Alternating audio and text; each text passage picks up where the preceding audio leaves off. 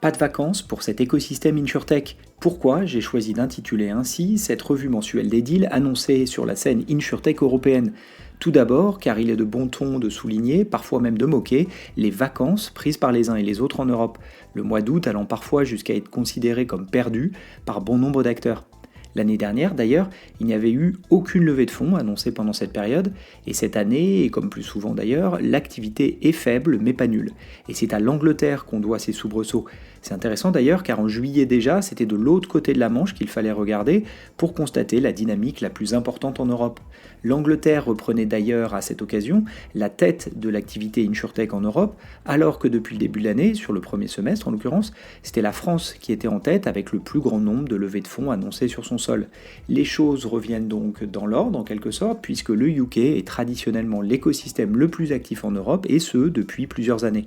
Ainsi, à fin août, ce sont un tiers de toutes les levées de fonds annoncées depuis le début de l'année qui l'ont été en Angleterre. La dynamique, toujours soutenue de cet écosystème, s'explique selon moi de plusieurs manières. Tout d'abord, la plupart des fonds américains opèrent en Europe, ont un bureau à Londres, faisant ainsi de l'Angleterre un terrain de jeu assez naturel pour eux. Par ailleurs, Londres a été pendant longtemps une place financière prépondérante dans le monde. Et en toute logique, les startups qui cherchaient à repenser la finance, les fintech donc, y ont été nombreuses et pour certaines particulièrement éclatantes. Et plus spécifiquement dans l'assurance, la présence du Lloyds à Londres explique probablement l'ADN d'innovation et de technologie dans l'assurance de cet écosystème. Idem avec une distribution directe et en ligne sensiblement plus avancée en Angleterre que dans bon nombre d'autres marchés européens. Ce marché est donc sûrement plus mature pour basculer sur des solutions digitales. Enfin, notons la diversité importante parmi les startups qui lèvent des fonds en Angleterre. Cela se confirme depuis le début de l'année avec toutes les sections de la chaîne de valeur concernées, alors qu'au niveau européen, la partie distribution fait toujours la course en tête, comme toujours d'ailleurs. En Angleterre, les choses sont plus équilibrées, avec notamment bon nombre d'initiatives sur la partie produit et la partie souscription de la chaîne de valeur. Les nouveaux risques comme la cyber, le climat ou plus largement les risques commerciaux côtoient les traditionnelles assurances auto ou chien-chat.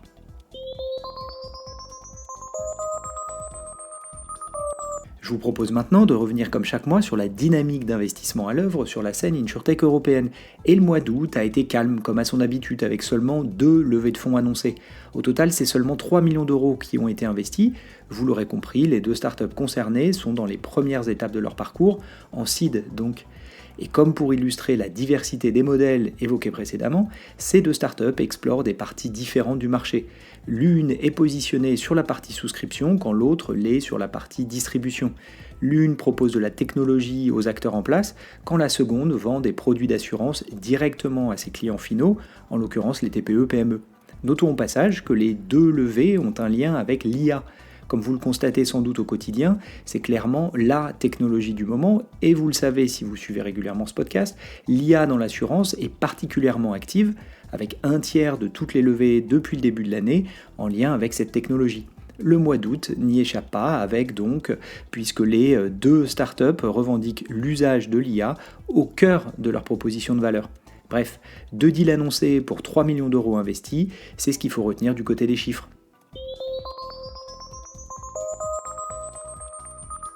Je vous propose maintenant de nous attarder sur les deals les plus importants pour essayer d'en tirer quelques enseignements soit sur les startups en elles-mêmes, soit plus largement sur les tendances qu'elles illustrent.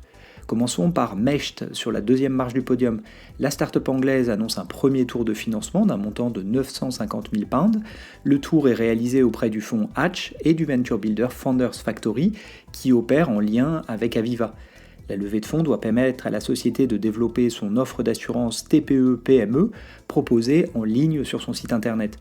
Notons d'ailleurs qu'elle laisse d'ores et déjà la porte ouverte à de la distribution indirecte en indiquant être ouverte aux courtiers indépendants. Et surtout, la société met en avant l'usage de l'IA pour sélectionner, mesurer et pricer les risques qu'elle prévoit de souscrire. Cela doit lui permettre d'exister dans un paysage encore très encombré, puisque la thématique TPE-PME est régulièrement adressée par des acteurs qui, la plupart du temps, proposent des produits en ligne dans une approche directe, assez consommatrice de fonds d'ailleurs. Lancée en août 2024, la startup fait d'ores et déjà apparaître bon nombre de logos d'assureurs de premier plan sur son site internet, comme AXA, Allianz, Markel, Hiscox ou Zurich. Enfin, et à date, la société emploie 10 personnes, d'après les chiffres disponibles sur LinkedIn, en hausse de 67% sur un an.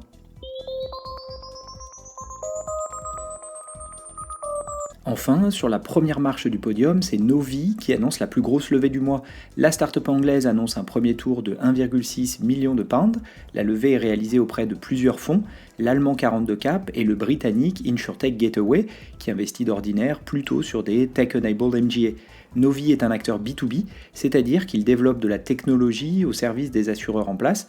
En l'occurrence, il développe de l'IA. On est donc en plein dans la technologie du moment.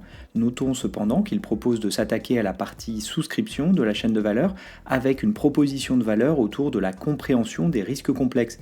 Cela en fait une double originalité par rapport aux gros acteurs de l'IA dans l'assurance qui ont plutôt tendance à adopter une approche flexible de co-création avec leurs clients et qui s'intéressent à la relation client ou la gestion de sinistres.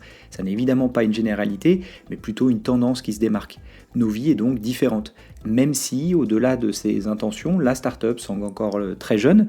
Peu de précisions sont disponibles sur son site internet, en particulier sur la partie produits, fonctionnalités ou logo, et la société emploie 3 personnes, un chiffre stable depuis son lancement il y a un an. Pour compléter cette analyse mensuelle, je vous propose de réécouter un précédent épisode du podcast dans lequel je retraçais l'histoire du Lloyds à Londres sur la base d'un article du Financial Times qui, au-delà de son passé, s'intéressait à la manière dont ce haut lieu de l'assurance infusait un esprit d'innovation dans ce marché alors que les défis s'empilent pour les acteurs du risque au sens large. À bientôt!